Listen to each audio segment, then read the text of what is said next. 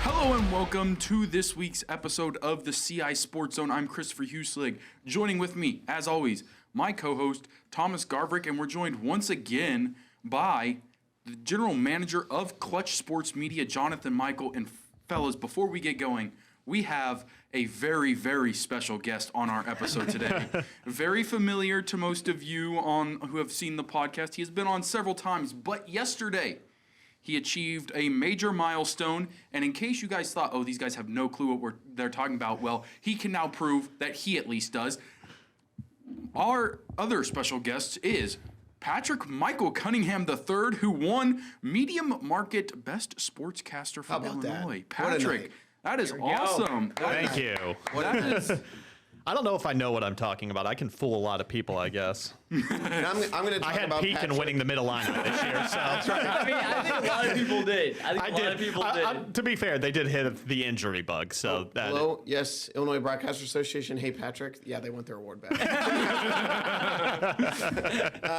I just want to say this. Big night for the station Monday night. Yes. I'm going to just talk about Patrick right now because I know he would never talk about himself in this manner, but if you guys knew what Patrick's story was in television, he's a grinder. He has worked his way to where he is. He deserved it, and I was so happy to be there for him to see him achieve that. He loves this industry so much. He loves this area so much. As he posted on Facebook, our station is lucky to have him, and this area is lucky to have him. He is committed to delivering excellence. So is Kurt, Kurt is, in my opinion, the GOAT of Central Illinois in terms of sports broadcasting. I will put that on record now. I don't care if anybody disagrees with me. Two of the nicest guys I've ever met in my life. I love when people who I care about succeed. Patrick deserves it. Our station deserves it. We won Station of the Year Monday night. That was a huge honor for our station. So big time stuff. We love delivering excellent products. This is one of them. That's right. That's right. You sound the horn expert.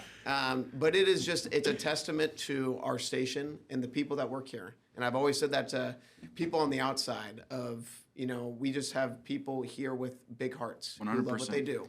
And so Patrick embodies that. We're happy for Patrick. We're happy for Brianna. We are happy for the station that we were able to come away with not one, not two, but three things of hardware. Good stuff. All right. Let's talk some high school football. Well, I'm fired up. Yeah. So we got a little bit of a different setup for today's little podcast here. We are going with some of the recaps of last week, but then we're going to jump in and talk high school playoffs. We waited an extra day for this, baby. Yes. It's worth it. Thomas took Monday off. Yeah. And those awards are the reason we did. If you're up on the Twitter, that's why we didn't have an episode yesterday, and why we're doing it today instead. I mean, I still came to work, Thomas. I got interviews with Todd Stevens in Washington. I was still working. Well, yeah. Here's the thing. I don't think I've taken a day. Well, I was going to say he very much earned the day off. He very much earned it. I did take a Friday off a couple weeks ago, but yeah, pretty much during sports season, I'm like always here. So. All right. Yeah, I was gonna say, I think during high school sports season, especially, like this is the time of the year it starts to get real crazy. Yes. So a day off I think we could all use that. Yeah, definitely not happening on Saturday. All right. No, or Friday.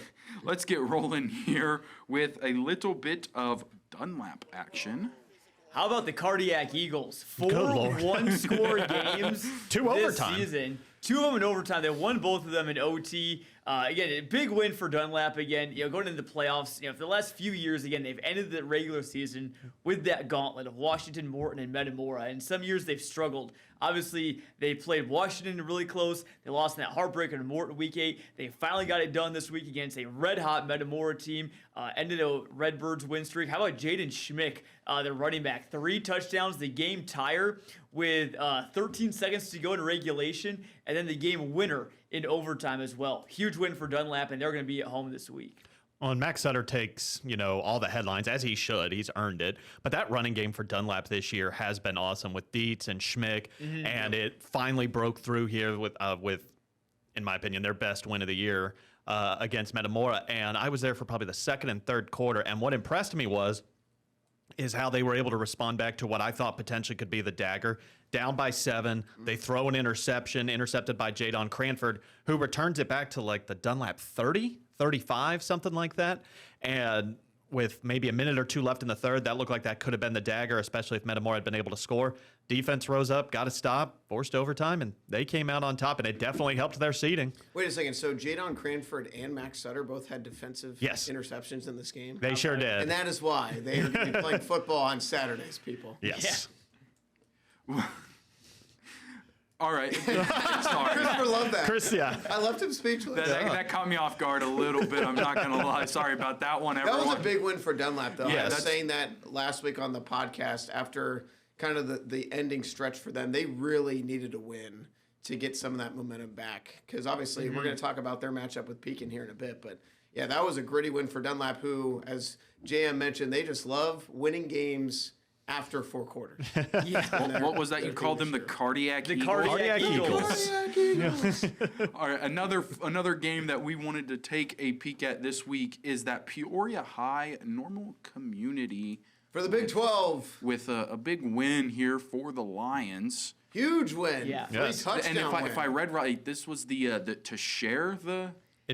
Yes. So I mean, I know the Mid Illini. Do you guys know? Is there was under- tiebreaker protocols in the Big 12? Because I know the Mid Illini, it's always shared. No I was matter going to say, what. Mid-Illini shares it. I don't think the Big 12 shares if a head-to-head can break it. If this was basketball and they split of a home and home, then I think they'd share it. But I believe that Peoria High is just outright champions because they played normal community. need a But I universal rule don't here, know that. fellas. You have to Yes. dig into the bylaws of the conference. Yeah, we need the Big 12 commissioner to let's get him on the phone. let us know about that. But again, Let's get Brian Dunphy on the phone.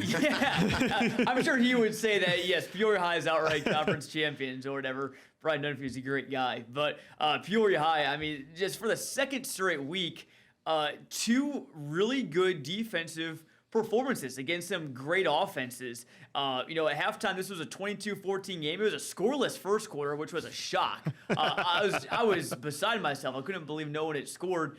But Peoria High started breaking it open a little bit. Darion Mays had a pair of touchdown catches. Datarion Pollard was got some of that efficiency back this week. And they had some big chunk plays. No real blow the roof off the place type of plays, but they did have some chunk plays. A long touchdown pass to Darion Mays, which Breon Green threw a beautiful ball. And also there was a long touchdown run you see there. I believe that was Melvin Jenkins. I want to apologize to Melvin Jenkins. I mistakenly called him Datarion Pollard on the broadcast. It's tough to differentiate. I was going to say, between the those 9 numbers from far away, they are tough. The maroon on the black is a little bit tough to see the contrast, especially when there's a 9 and then a 0. Pretty close, somewhat similar looking numbers with that font. So Melvin Jenkins really showed off his speed there. And again, Peoria High's defense. Jaquarius Green is the master of fumbles. He created one. That was a big one for Peoria High. We saw him the last 2 weeks. He returned one for a touchdown, nearly had a second return for a touchdown. So he's been really big on that D-line. Just a really big win for Peoria High. They got lots of momentum now. And, Yeah. I mean, they can... This is a Peoria High team that, even though they got 2 losses, can still make it to state, I think. Well, Absolutely. I said on this podcast a couple of weeks ago that it felt very odd to say that Peoria High was kind of just flying under the radar, which they never seem to do, especially with that explosive offense. But with Normal Community, 2-time defending champ, going for a three-peat. Then you had Bloomington High come out. Normal West was a big favorite preseason, and they were just kind of riding along. And this was a huge win for them to make that statement. And man, me and Jonathan were texting when the brackets were finally released Saturday night. Man, what a path they have.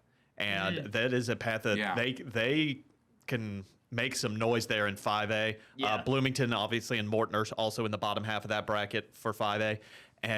But there is a path. So I don't want to sound like we're overlooking the Potters or the Purple Raiders. However, there is a possibility of a state semifinal between Peoria High and Washington, and what a game that would be. Fun to watch. That would be amazing. Yeah, this Peoria High team is one of the more, at least the last 2 weeks, has been some of the most complete football I've seen from them. We obviously know all about their offense, but those last 2 weeks I've been really, really impressed with that defense, and I'm extremely high on them right now, just like I was going into the beginning of the season. Yeah, I was gonna say, I remember definitely the first couple of podcasts you were hyping up that offense. We didn't talk about their defense much, and then around week 3 and 4, I think we started to talk about it, and then slowly throughout the season, we kind of brought them up a little bit more each week. It felt like, because as you said, it just feels like as the season progressed, it became more whole. It was already a whole team to begin with, as in my opinion, watching them play throughout the season. But I just feel like we've been able to kind of.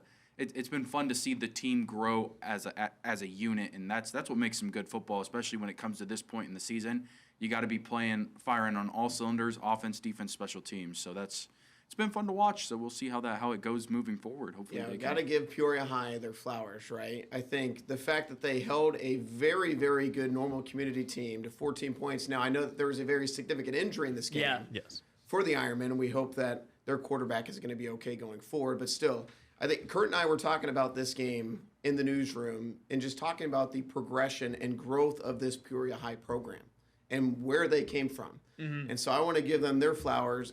Aaron Montgomery, their head coach, and the job that he has done with this program and what he's been able to turn that into, and that this is a team that people need to be paying attention to, are not a win on your schedule anymore, and that they are at the top of this Big 12 conference. So hats off to the job that Aaron Montgomery has done with this program, and we look forward to hopefully a deep run for them. And who knows, when we talk about their path, hopefully maybe that path might involve playing Washington. So we shall see. But hats off to Peoria High. I mean, they could play 4 consecutive games against Central Illinois teams. You got Decatur MacArthur, who's a little bit outside of our coverage area, but their second round matchup could be against Morton. Their third round matchup could be against Bloomington. And then you have Washington in the state semifinals. That's incredible. That would be that for us. I was going to say that's Illinois, great baby. for us. Bring it on. Oh Lord. Anyway, so we kind of jumped the gun here a little bit, but as It's because this is like Christmas week for us. I completely And agree. we have like 7 of them. But now we're, like, as I said at the beginning, we're going to kind of get into these playoffs, so we'll probably bring most of this stuff up again. So with playoffs starting this week, it's kind of a busy Friday and Saturday here in Central Illinois for both Jonathan, Patrick, Thomas. You guys all do. Unfortunately, I'm going back to Kansas, so I don't get a piece of any of the fun action. How dare you? Yeah, my you can blame my my buddy for you don't get to playing make a senior Monday night night. game pick this Senior week. night. Oh, That's your penalty. I make the rules around it. Anyway, we're going to kind of start with the 1A and move up, and we're going to kind of talk about the teams in our viewing area, what we like. We'll talk about a little bit maybe about their path, like with Peoria, and what we like, what we maybe don't. So kind of get us rolling here, guys. What are we looking at with this 1A football playoffs? Got a nice little 8-9 matchup. Yeah. Princeville and Hayworth. Love one local. Yeah, shout out to Scott Godfrey, man. When we go out in August, a theme we hear from every year, especially, they had a tough year last year, 2-7. Were already very young to begin with last year. And then they got hit with the injury bug where they had half their starters out. So you had a team of mostly freshmen and a couple of sophomores out there. This year they come back. I think they brought back the most starters of anyone in our viewing area. I think 19 or 20 of their 22 starters came back. That's and, when and when you go out, a lot of teams are like, we think we're turning around this year. We think we're coming back. You hear that from almost every team. And you're like, well, not everybody can. Someone has to, Not win all only of a us couple of can games. have turnaround seasons and finish undefeated. Right. So, to turn around from 2-7 to 7-2, they backed it up. They viewed that beautiful new field that they have. It's an exciting time, and props to Scott Godfrey for their second time going to the playoffs in the last 3 years, especially for a program that until a couple years ago hadn't made the postseason except maybe once in the last 10 or 20 years. So exciting times down in Hayworth. Yeah, that's going to be a great matchup. I'm really looking forward to seeing the matchup of Princeville's offense. They got versus Hayworth's defense. Princeville's offense is very dynamic. They got quarterback Caden Sarnes. He also plays linebacker. Really one of the more underrated small school players out there. He's been really good. Got some running backs, obviously. Christopher, your guy, Noah Geiger, Eli Christensen. That's my guy right there. Whatever. I've interviewed him more than anyone else since I've worked here. But, again, they got a lot of, pieces on offense. Hayworth, their defense, though, has been really, really stout. Holding the most points that Hayworth has allowed in a game this year. 14? Yeah. 14 is the most they've allowed in a game. Also on Hayworth's offense, keep an eye out. Braden Lash had 332 yards and 6 touchdowns last week in a 59-10 win over Moweek West Central A&M. How much? That's gonna be an amazing matchup in round 1. It's gonna be tough though because the winner of that game is likely gonna get the top team, arguably in Class 1A in Stockton. Wow. I was going to say, it is a kind of a rough drawing for both of those teams to get 8-9. I thought both of them would be a little higher. I thought Princeville would be a 6 or a 7. I thought Hayworth would be about a 7. But, luck of the draw, and you can't do anything about it now. You might as well go out there and win. So Anyone can what win. I'm hearing is we need to be rooting for Galena. It'd be tough, That's a tough match as a tall for ass. Galena. As a tall ass. When's the last? I mean, I'm throwing somebody on the spot right now. When's the last time a number 1 seed has been knocked out? I in the first can't round? speak for a 1 seed. Oh. Olympia, who's up there right now on our screen, Olympia, my first year here, who had not won a playoff game in 30 years, in 2022 as a 15 seed, won a playoff game as a 15 seed on the road against a 2 seed. I don't remember who the 2 seed was. I'd only been living here like 4 months, so I kept getting confused on what Metamore and Morton was, let alone Olympia. Oh, yeah. So they have done it before. It can be done. I don't know when the last time a 16 beat a 1, though. I'm trying to look right now and see the brackets last year if any 1 seed lost or even had a close game. Farmington DMAC was a 1-16 game last year. It's a 21-0 win for Farmington. So that one was somewhat close. There actually was technically a 16-1 upset last year in Class 4A. Geneseo, they beat Chicago Sullivan. Now, if you know Illinois football, you know Chicago Public League does not fare well at all in the playoffs, outside of Kenwood, Morgan Park, and maybe Chicago Simeon. So I don't think that was necessarily a huge upset because Geneseo is a good team. Sullivan, they were 9-0, but they hadn't really played anyone all season long in the Chicago Public League. So to answer your question, yes, it did happen last year. But again, kind of interesting circumstances. Interesting. All right, and then sticking in 1A, we do have another matchup. We've got DMAC, a 10 seed, in a 7-10 matchup. What are we looking at there, Jan? I'm really liking DMAC's draw. Again, you see, if you're a 1A, 2A, really if you're, again, like I said, if you're facing a team that's got Chicago and in front of it and it's not a private school and it's not Kenwood or Morgan Park, you're feeling pretty good. Again, Chicago Crane, again, another Chicago Public League team. Nothing against them. I'm sure that they're, a solid football team. They've earned their way into the playoffs for sure. But again, I like DMAC to go on the road and to win that game, I think. And that would set up a home game for them, regardless of who wins that other game between Andawan, Weathersfield, and Stark County. If DMAC wins, they're guaranteed to be at home, regardless of what happens next week. So I think DMAC will keep it going. I think they'll win their 4th straight. Well, and talk about momentum coming into the playoffs. DMAC may have more than almost anyone other than maybe Peoria High. Got a huge win in Week 8 against Ridgeview Lexington. They get a win against a team out of Missouri for Week 9. I was a little bit worried about them about 3 or 4 weeks into the season. They kind of got tripped up there, but they have fought their way back. And, I think they could definitely make some noise in this 1A bracket. And especially if they're at home against undefeated Kewanee Weathersfield, that is a stadium that when it is rocking, it is a very fun environment. Yep. Great environment at DMAC. Love going there. It's been a while since I've been there, but who knows? Maybe I'll get a chance to be back there for that game if DMAC's able to win. But that would be a good game for sure. Very good. All right, to 2A, Tri-Valley. The 9th, we got a lot of teams. The vaunted 2A North bracket every single year is absolutely insane. And this year it's no different. You got teams that are in it every year. Yep. Rockridge, Tri-Valley, Wilmington. They're almost in 3A, but Wilmington's back in 2A this year. Seneca is good. You throw EPG in there as well, having a historic season. Yep. Sterling Newman's really good. You got Farmington. I mean, there is no easy game, even in the first round, really, for almost any team. Maybe an exception here or there. But, boy, this is going to be one bracket to watch for sure. I don't even really know if there's going to be such thing as an upset in this 2A North bracket. Especially Tri-Valley again. They're facing another Chicago Public League team, Chicago Richards. Richards, I believe, won 2 games by forfeit this year. Tri-Valley, I like them to win, and I like them to win big. What are the odds? I was gonna say, what are the odds that happens twice? That's kind of interesting. With 2 Chicago Public League teams? Or what? Or 2 forfeit wins. Oh, yeah. Not very often.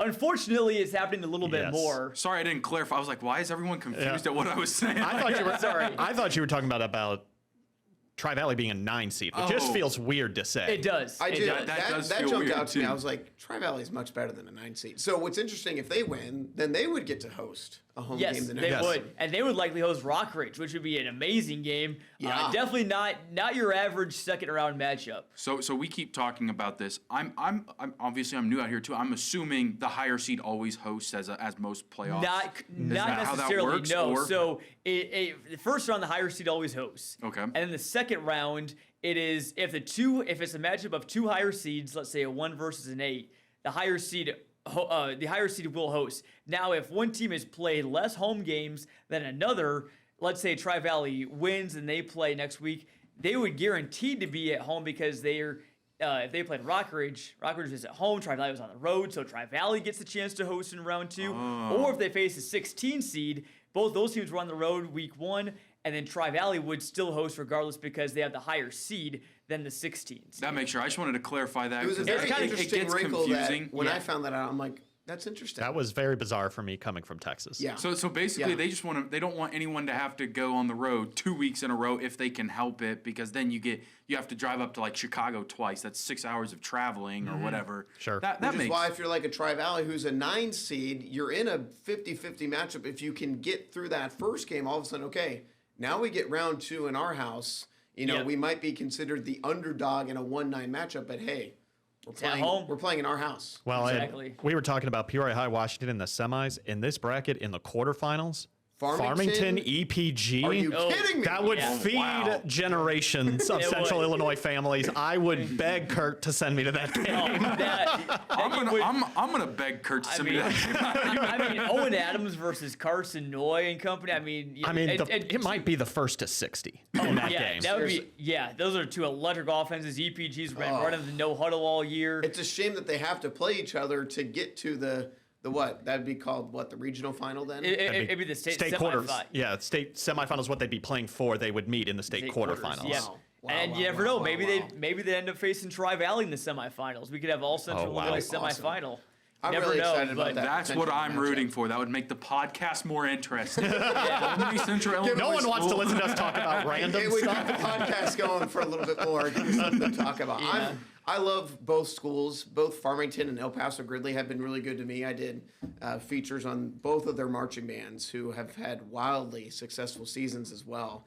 So I love both schools. That's don't- going to be a tough one for me. I'm going to be like, you know what, you guys are both winners, but obviously only one can advance if they play each other. I will say Farmington has a guaranteed state championship. Their pork chops are Oh. incredible. They should win state every year in that competition. That- I am They with give you. us. I am with you. They are kind enough to give members of the media one, even though that sometimes we're only there for a couple of minutes because we got to run somewhere else to another game. They get it. They bring us a pork chop sandwich, and it is delicious in that car Farmington ride. was almost my first stop every week last year, and this year I only got to Farmington once. Some of us wanted pork chops, man. I guess I had to share the pork chop love with everybody. So, All right, but yeah, let's- Farmington, El Paso Gridley, man, that would be absolutely epic if that happened. Do we have anything else going for 2A that we are kind of looking at? I'll or just say are we real gonna quick, again, I like EPG to win big against Chicago Marshall. Crazy that we have 3 Heart of Central Illinois teams playing against 3 Chicago Public League teams. Again, I like all them all to win big. Farmington's matchup against Eastland Pro City going to be a little bit of a tougher one. EPC is not your average 14 seed. They got a battle-tested schedule, but I still like Farmington. And not to overlook potentially us putting EPG and Farmington in the state quarterfinals. I like Ridgeview in that game against Sterling Newman Catholic, and that's who EPG would face in the second round. And I know Ridgeview got kind of tripped up there in the last couple of weeks of the season, but I mean, they started off strong. That team is definitely confident that they can make their way back like they had a back-to-back a couple of years ago, state semifinal runs when I first moved here. So, I mean, there's definitely not someone I'd overlook. Potentially early on, the station could be very busy in round 2 if we have a couple of. And that is teams in the when coverage area. I am flying to North Carolina.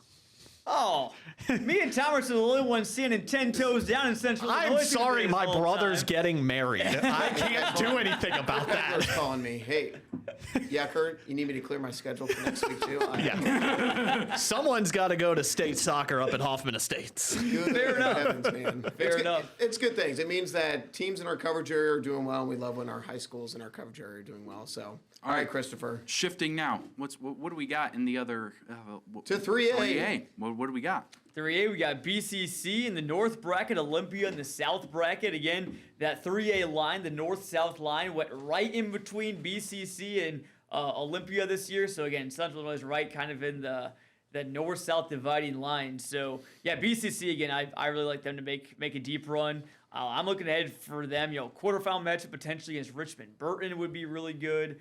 Again, they got Princeton at home this week. Princeton's usually a pretty good team. They were a bit down this year, but overall still a good team.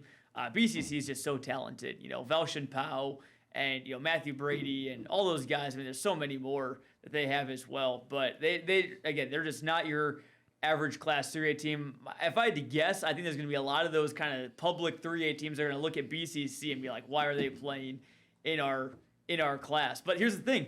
BCC was in 1A or 2A for the past few years, and their enrollment's multiplied. So they got multiplied because of those new rules before the year, trying to make things a little bit harder for the private schools. But I still think BCC is going to be match for little teams in Class 3A. It's pretty telling when you're undefeated and you're the 4 seed. That's what I was going to say. Pretty crazy. Yeah, that's Pretty crazy. not very often. And Doesn't happen.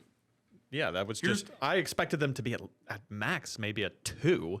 And I saw them come out as a 4, and I just stared at it for about 10 seconds, making sure I was reading it right. So I was like, is there another 9-0? Central Catholic? Like, what's going on here? Illinois playoffs may make me laugh at some of the things, like, I like to make jokes. One thing I will say that is nice is what they do with private schools, because I'm from Kansas, they don't do that. So the 4A private schools just play the 4, like, it's all based off population. They don't do those multipliers. Yeah. So I will say because then you get the private school who plays up in 6A all year and then plays in the 4A playoffs. It's not as fun to watch. So I will say one thing I really dig about Illinois is that multiplier with the private schools. It makes it a little more fair for these public schools who just don't quite have those resources for the sport. So I think it's something some of us look over, but it's like, so coming from somewhere where that's not a thing, it is very nice to see that they at least think about that, In Texas, they're separated. Field, right? In Texas, they're separated. Yeah. Yeah. They have their own, private schools have their own playoffs, their own body. It's called TAPS, Texas Association of Private and Parochial Schools. Mm-hmm. They have their own state championships. They have their own playoffs. Now, you can play a non-district play, because it's called districts down there, not conferences. You can play them all you want in tournaments and in non-district play, but when it comes time for deciding playoffs, they're their own thing. And one other thing I want to, Christopher, you mentioned you liked, one thing about Illinois, the multipliers. One other thing I like too is, again, there's a lot of people, I've seen a lot of people, surprisingly a lot, on Twitter, X, whatever, social media, that have been complaining and being like, oh, how is this team this seed? Or like, they're all up in arms about seeding. But here's the thing. There's no secrets as to how the IHSA seeds this. It is all laid out on their website. If you find it, you can look at it. You can look it up. It's all right there. It does not change. If it does change, they lay it all out there. You can literally kind of almost figure out the seeds from your home before they're even released, if you have enough time to do it. So there are no secrets. There's no formulas or whatever and everything like that. It's just wins and losses, and then total amount of wins from all your opponents this season and everything. And again, there's no funny business going on in terms of, like a coach's seeding meeting, for example, like they do for other sports. It's all very transparent, all laid out there. So again, if you don't know how it all works, I encourage you to go look it up and do some reading. Which is probably where Central Catholic kind of got knocked down to that 4 seed, because looking at their schedule here, and again, this is not Central Catholic's fault. I mean, they just play the schedule that they're told to play, most of it being in conference. Sure. Yep. Of their 9 opponents, 6 had losing records. Yeah. Yeah. That's where they definitely got punished a bit. Before we go to break at 2:30, and then we'll come back, we're going to break down 4A through 7A. We got to talk about Olympia really quick. Yep. Great story, right? They beat Maroa Forsyth, who ended up being the 9 seed in their region. But Olympia in a 7-10 matchup, they're going to be hosting on Saturday. That's going to be one of my many stops, so I'm excited to see the Spartans again. JM, quick thoughts on Olympia taking on Greenville? Yeah, again, Olympia's offense has been just absolutely piled on the points. Yeah. I mean, you talk about Peoria High, but how about Olympia? Last 3 weeks, 50, 50, 60 points. If I'm not mistaken, I could have been reading this wrong or maybe didn't see this correctly, but it looked like Olympia scored all 60 of their points in the first half. How many did Jimmy Lawler have? I don't know. I don't Is know. that a lot or something? The scorekeeper has probably lost count. I mean, Christopher would have left that game after the first quarter.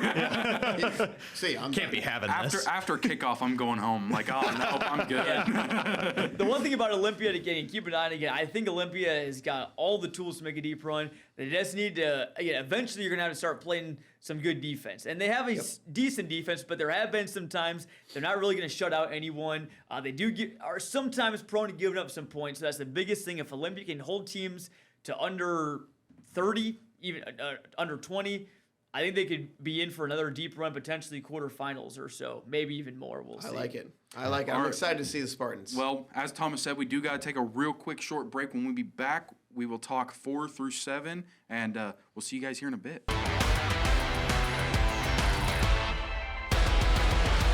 Hello and welcome back to this CI Sports Zone. I'm Christopher Huselig. Joining with me back again, Thomas Garverick and the general manager of Clutch Sports Media, Jonathan Michael. And for those of you who may not have catched the beginning of the show, we are breaking down high school playoff brackets. We got 1 through 3A, so if you missed that, you can go back and watch it when this all gets put up. But moving on now, we are in the 4A. Michael or Jonathan, sorry, I don't know. Jonathan, common it's confusing. JM's got 2 first names. I know. It's funny. Our Clutch Sports Media crew was just talking about that the other day. They're like, John, we're sitting there before broadcasting the Pure High game, and they're like, John, you have 2 first names. Like, what's your middle name? And I said, Scott, and they're like, we got 3 first names. I'm like, That's crazy. Yeah, That's awesome. it is nuts. And obviously, I can never call Jonathan the right name because a couple weeks ago I called him Jonathan Garfrick. So, Well, you know what's funny? It's not on purpose. Jonathan, I do you promise. share the same nickname as a Washington Commanders running back, JSM. Yeah. Oh wow! Ja'Cory Krosky Merritt. Well, has Bill Krosky. That's what they're, or whatever they're calling him now. But yeah, JCM? JSM. Yeah, I guess Krosky is. I thought they were C, calling him think. J. I don't know. Close enough. Just close ignore enough. us. All right, Two out of three is close enough. let's get back to what Back to high we school really football. know. Okay, Jonathan, 4A, what matchups in Central Illinois do we have? What are you looking forward to? What else? What do we got in this 4A set? Yeah, we got 2 teams in 4A, Peoria, Notre Dame, and Metamora, who, again, I'll have to pull up. I wrote this down. I put this out. I tweeted this earlier in the week. Metamora's been playing in 4A for the first time since 2010. So, again, kind of a byproduct of that new multiplier situation. A lot of these private schools that were playing in 3A or 4A have moved up to the 5A and 6A bracket. And so, Metamora, as a result, they're moving down to 4A. And they're going to be the number 7 seed. They're hosting Chicago South Shore, another Chicago Public League team who I think Metamora should be able to handle pretty well. I was reading up a little bit on South Shore a little bit last night. It's interesting. Their mascot is the Tars. TARS That is awesome. Is their nickname. The Tars. And I was trying to figure out why are they Are called? they trying to be like the half North Carolina Tar Heels? Just Well, call I themselves was the thinking Tars? like Tars from like the movie Interstellar. I don't know if you guys have seen the movie at all. Yes, like the yes, robot One of the Tars. Come one on, of the best Tars. movies of all time. Oh, I love that movie. Anyway, I did some digging. I couldn't find any like news articles about why they're called the Tars, but I was on their school website and it said that Tars values is T, tenacity, A, anchored in excellence, R, responsibility, and S, scholarship. So it's a fairly new school, so I'm wondering if that just might be an acronym for It's all an those acronym. 4 things. I like that, though. But Or very or interesting. did they make the mascot and then build the acronym off of? That's a good question. I don't know. Jonathan, call them after this because I need an answer next week. I know. I want an answer as well. So hopefully we can catch up with their head coach early this week again. We'll be actually broadcasting that game. That will be one of our WMBD games of the week or whatever. So you'll be able to watch that on CI Proud at Saturday at 1:30 from Malone Field. So again, it should be a good one. Going to be a great uniform matchup too. South Shore's got some really sick blue and green jerseys. But as far as in terms of, again, cool uniforms not going to win you football games. I like Metamora to win big and setting up a big-time second-round game between them Potentially and with Morris. Yeah. That would be a huge game. It Yeah. would likely be at Morris. Yep. You know what? I like Metamora as a 7 seed. I like a lot of our teams in our coverage area, bias aside, because, again, Metamora has Jadon Cranford. Mm-hmm. What can they do? They can control the line of scrimmage. And we've said this in the playoffs. Teams get nervous. That's just the reality of it. When you get to the bigger stage, especially if you're the higher seeded team with the expectations, those teams tend to feel it a little bit more. I like a Metamora team who can control the clock, but Stephen Petrie is still more than capable of flinging it and throwing it. Yep.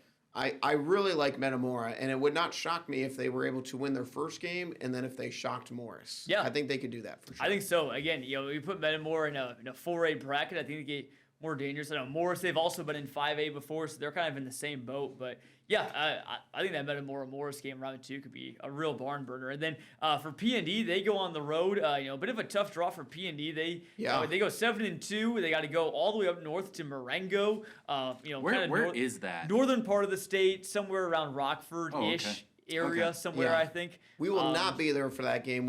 Thankfully we have a Rockford affiliate that will be getting us highlights of that. There we game. go. I'm from Kansas, so I'm still trying to learn where all these kind of way off It'll all cities come are. in time. Yep. But again, P&D, again, I like them a lot. Again, just the schedule they've played. They've played 5A, 6A, teams all season long. They went 7-2. They're one of the hottest, if not the hottest team in the area. They've won 7 straight.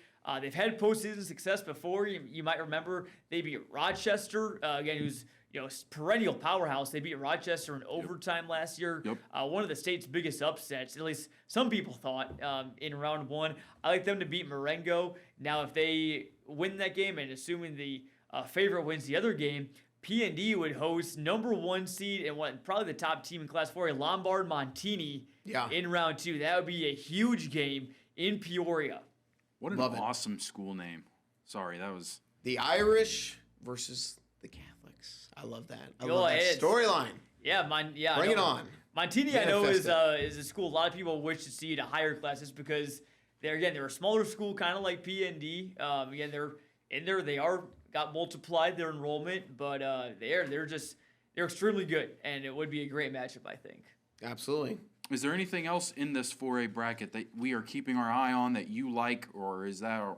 We have a lot of teams in 5A. Yeah, looks I'd say let's like- move on to 5A. Wait, 5A Might is be the the gold best mine. bracket that we got. I just wanted to make sure I didn't miss any of the Central Illinois 4A teams. I thought we hit them all, but I wanted to... So moving on then to the 5A bracket, as you guys said, ton of teams. You got Washington, Normal, U-High, just quite a bit. What are you looking for here, Jonathan? Washington U-High Friday night. Yeah, yep, that will be a great game. Our Clutch Sports Media crew will also have a broadcast of that one. That will be on Very our good. YouTube channel. So we're going to be at lots of different places, and we still got one more we'll talk about later. Maybe even 2 more games we'll be at this weekend. But yeah, Washington UI. I think the game is going to be a little bit closer than some people expect. UI. You look at them; they're 5-4. But they've won their last 3 games, given against some pretty lower opponents. But they've handled them very easily, scored 50 points in all of them. Yep. And 2 of their losses have been very close. One was by 1 point to MacArthur. One was by 5 points to Bloomington. So we could be looking at a 7-2 U-High team. Yeah. And those 2 losses are to Rochester and Glenwood, who are extremely good, state-ranked teams. So, UI, again, they got great offense. Cade Cunningham, probably top receiver in all Central Illinois. Yeah. I think, I'm really looking forward to that matchup, with UI's offense versus Washington's defense. So I think that one should be a better game than people would expect. I would agree. I saw both these teams this past Friday. Washington did what Washington has done the last couple of years and just controlled the game. Will Freeman was awesome. That game was 49-21 final. All 70 points in that game between Washington and Morton were scored in the first half. Washington scored 49 in the first half that capped off by a diving touchdown grab.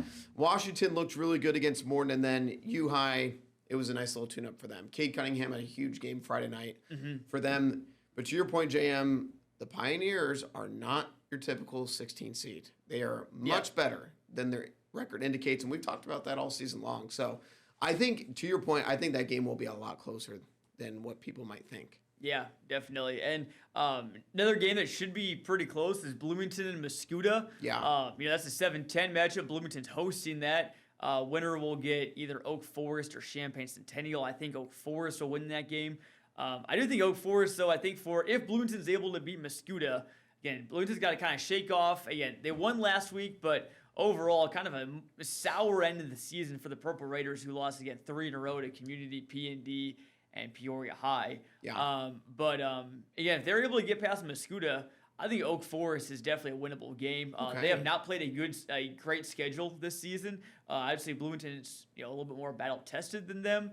So obviously they're going to need Keontae Hamilton and Kevion Chestnut to have some big games for the Purple Raiders. I think that was going to be close.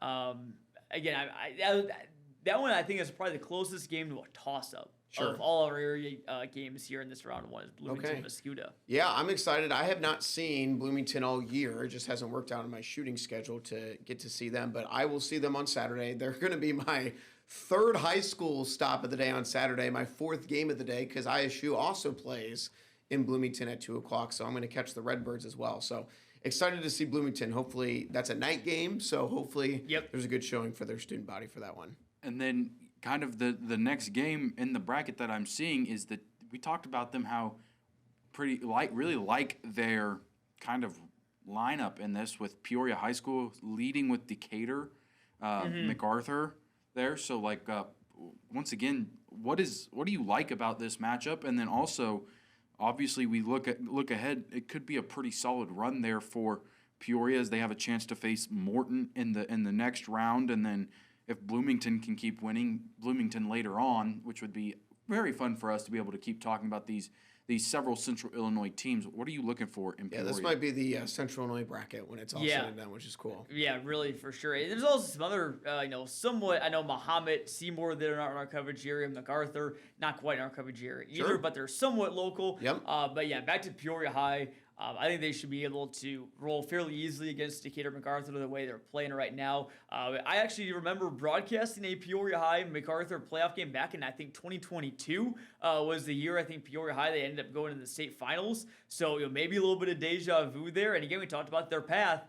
Again, I also feel confident in Morton beating Thornton Fractional North. It's a team that, again, hasn't necessarily played the toughest schedules. I do like Morton in that game. So, again, I think Morton can give Peoria High a good run. That would be a great game. Absolutely. Adam O'Neill, head coach of the Potters, used to coach at Peoria High. So that'd be a great reunion game there. Look at that. Look at what the committee did. Would love to be would love to be there for that. Would be a great game. Again, if that game is played, it would be at Peoria Stadium. But, again, Peoria High, I think, you look at Morton round 2, I think they'd probably have the upper hand. You look at, again, the other quadrants, well, either Oak Forest, Centennial, Bloomington, or Muscuda. Again, Peoria High's already played Bloomington. If it is the Purple Raiders, Peoria High beat them by 28 points back in Week 8. So, again, unless Oak Forest is able to pull it out and give the Lions a close game, I think we really could be looking at Peoria High in the state semifinals and everything. And also, too, Washington, they got a little bit of a tougher path, I would say. If they make it to the quarters, they're going to have to face either Kankakee or Providence Catholic, most likely, which I think that would be a really close game. Either way, that would be a lot of fun. So, 5A is 1,000% where my eyes are going to be most fixated on. Yeah, Washington's path is tough. You start off with U-High, not your traditional 16 seed. Yep. Then they could be looking at Mahomet Seymour. Mahomet's good, too. And Mahomet's a good team. This might not be the best team that they've had, but that would be a tough 8 matchup. And then, to your point, Kankakee, a team that beat Normal Community this year. I mean, that is a gauntlet just to get to potentially. Then they might have to play Peoria High. So if Washington is going to get to state, they are going to have to earn it every single week as a 1 seed. Well, before we move on here to 6A, we briefly talked about Morton here a little bit. How are you liking this matchup against Thornton Fractional North?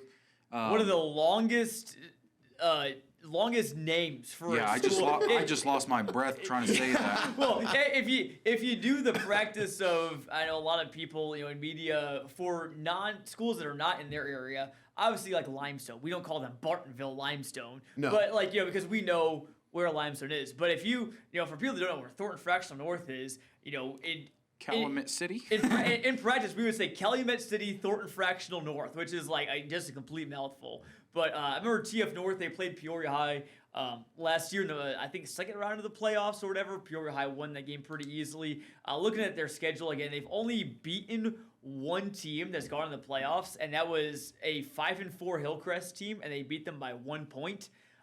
So, again, I really like Morton. I like Brody Fritz, Keenan Smith, to get it going. Fritz and the offense had a really good game last week against Washington, despite it being a losing effort. Yeah. Fritz threw for over 300 yards. Yeah. Smith was over 100 yards. Matt Sanders been a good wide receiver for them as well too. I think Morton, will put up some points in that win. I think they could give Peoria High maybe a little bit of a run for their money too in that second round. Beautiful. We got 2 more matchups to highlight because we got a pair in 6A and then one team in 7A. So.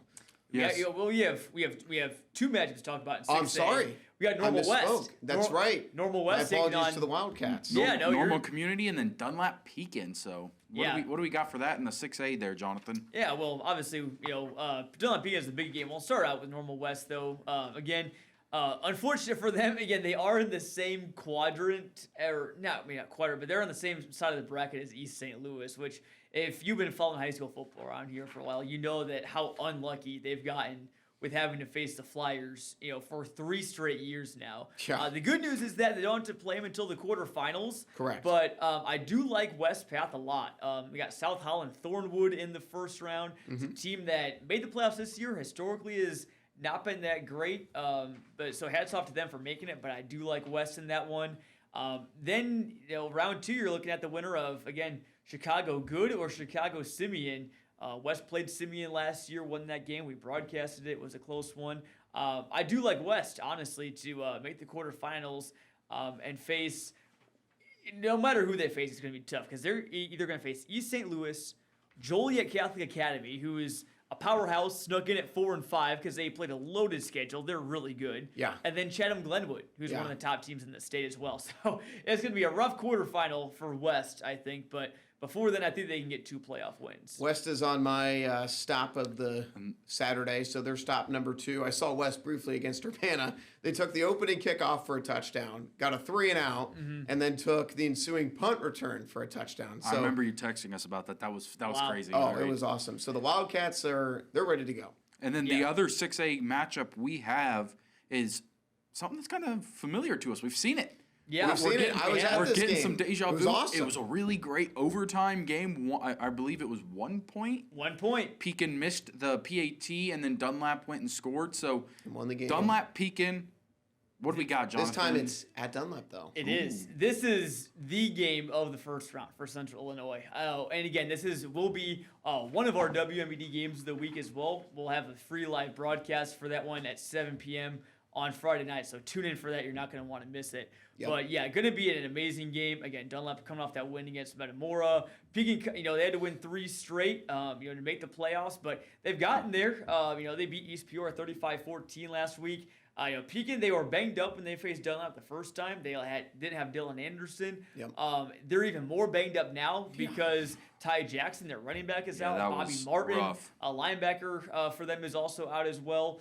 But here's the thing: at least in terms of their backfield, they got some depth back there, just like Dunlap does. They got Jackson Traylor, Chase Kruger, Brogan Benassi, their quarterback, can also run too. So I wouldn't put it past him to make some plays with his legs on Friday night. I think it's going to be, again, a good game. 2 teams that usually play most of their opponents pretty close this season. And again, Pekin, maybe wasn't quite looking at 5-4, but they were close against a decent amount of the teams that they played. They're not going to roll over. And again, neither is Dunlap. They're used to playing those close games. So I cannot wait. Going to be a phenomenal matchup. It should be an absolutely rocking atmosphere as well. And you can catch it on the WMBD Plus app and CIProd.com. Indeed. All Why we right. picked it. Last but not least, we have 7A, Jonathan. What do we got? The Ironman. The Iron Trying to Man. bounce the back. lone 7A team. Yep, Normal Community. Man, it is tough how quickly things have, I don't want to say gone south, but Sure. things have gotten tough Yeah. for Community. You lose that game to Peoria High. That takes away a home playoff game that they would have had if they were 8-1. Yep. Takes away the Big 12 title, or whatever, at least outright. And also, too, their quarterback, as you mentioned earlier, Thomas, Lucas Beatty, got hurt in that game. Mitchell Yeah. Potts came in later on. And again, the good news is that Beatty was up on his feet, at least on the sidelines, but again, did not come back for the rest of that game. Maybe Community was just holding him out just to keep him healthy for the playoffs. Say, hey, we need you next week, because they will. It's a tough match against Mundelein Carmel and one of the state's top players and 4-star quarterback and Nebraska commit Trey Taylor. Oh, wow. who is again, Okay. he has been arguably one of the top players, if not the top player in all of Illinois this season. So Community's defense has got to be ready. The scout team again has got to be ready. They got to find a way to simulate Trey Taylor, and everything for Carmel. Again, I don't know much else about the Corsairs other than Trey Taylor, but again, it's gonna be a tough matchup. But again, Community has stepped up in the playoffs in some tough matches before. They almost beat Mount Carmel on the road in the quarterfinals last year. So again, I'm not saying it's impossible for Community to win. I'm just saying that again, maybe it's a little bit tougher of a road and a tougher of a matchup and a little bit more shaky circumstances than I was expecting even just a week ago. Yeah, we always hate injuries, and it was cool. Actually, I got to follow the Ironman's baseball run. The Beatty brothers were a big part of that. No, they were amazing. I mean, just two great kids, great family. I hope that Lucas is all right and will be able to play in this game. Mm-hmm. That would be such a shame if they did not have their best quarterback to play in this game. But we'll see how the Ironmen respond. Well, yeah. Either way, they got Cole Kretzinger in the backfield. Yep. He had a good game. On Friday as well, so they can lean on him. But again, for games like these, you can't be too one-dimensional. I know maybe you can be in the smaller schools. You can just line up, run, wing T like Olympia or P&D and just run it down their throats. But if you're against a team like Mundelein Carmel, they're going to start figuring you out if you can't throw the football. So you got to keep an eye on that one as well. Well, Jonathan, we really appreciate you joining us here today. I can't and wait. Breaking down Can't some wait. stuff. A lot of fun. We're all really excited. If you can't tell, we're going to take a quick little break, let Jonathan get out of here, and then Thomas and I are going to finish up the last couple of minutes of the podcast with a little bit of NFL talk. So stick around. We'll be back. Hello and welcome back to this week's episode of the CI Sports Zone. Joining with me for this NFL segment, my co-host Thomas Garverick. For those of you, we just got done talking a lot of high school football. We're gonna jump in here a little bit with some NFL an update on to start. We'll just do this quick update on our bracket challenge. Most of you love this. We love talking about it. And So sad that it's over. It's It was a good run. So, Thomas is saying that because he is losing, but he did make up some ground last week. I thought you were talking about the mascot bracket challenge. Oh, that's been over. I'm sorry, my bad. You're talking. This is over for me too. I'm down 3 to you? Yeah. Ooh, no, you're down 4 to me, 3 to me, 2 to Alex. We all picked the Chiefs. If you were paying attention on our Twitter yesterday, that was a pretty obvious one. The start of the game kind of had me second guessing if it was obvious, but yeah. Now we're filming next week's also on Tuesday, right? Yes, we so will be. Do we want to pick this upcoming Monday night game right now, or do we want to just post it on social Monday? Hey, you know what? We do what we want. Let's pick today. I'm sure. I don't know if Alex has his pick. But I'll get Alex's up on Twitter. Beautiful. That works. I don't remember who is the. It's Cardinals at Cowboys. Ooh. Very kind of a weird Monday night game. Very odd. So obviously the Cardinals, it's been a tough stretch for them. The big question mark is if Kyler Murray is going to play in this game. When has the new Call of Duty officially dropped yet? That'll change my pick. Yeah, Kyler will be too busy playing video games. You know what? The Cowboys are at home. They need a win. I'm going to take the Cowboys because I don't trust Kyler Murray on primetime on the road. And I think everybody's going to, probably be on the Cowboys, but I'm going with the Cowboys. They're the better team offensively, and I think their defense comes up with enough stops. Yeah, as Patrick would probably agree with. Just kidding. Patrick needs the Cowboys to win for his sanity. While the Cowboys team is kind of the most hit or miss team in NFL history somehow, I don't think that Cardinals team is very good. Yeah. I just don't. I mean, I don't know if Kyler Murray's a problem, but he's definitely not a solution in my opinion. There's a lot of rough spots in that Cardinals football team, so I'm going to go with the Cowboys. How about them Cowboys? I think the Cowboys are super close every year to just being obviously they're really good. They have winning records. They do good. Yeah. They can't win those big time games, and they don't win in the playoffs. Yeah. So it's Agreed. I don't know what's worse, when Call of Duty comes out and Kyler Murray is distracted by that, or the job that Brian Kelly did at LSU. Oh, Lord. I had to sneak in a Brian Kelly reference. He is gone. I knew that he wouldn't last, man. But anyways, Well, and like as we said, we talked about a ton of football, so that we just wanted to pop in and give our picks and talk a little bit about the NFL. And he brought up Brian Kelly. You got to bring that up too in this podcast. And as Thomas mentioned, we will be back again next Tuesday. I'm going back to Kansas. It just schedules. It makes it hard for Thomas to get everything ready on a Monday. So we will be back next. and I Tuesday. don't want to do it without my co-host. Yeah. here. It wouldn't be That's the the same. most important thing. So we will be back next Tuesday. Thank you guys so much for watching, and we will get all this up on our Twitter. And hope you guys enjoyed the show. So thank you so much.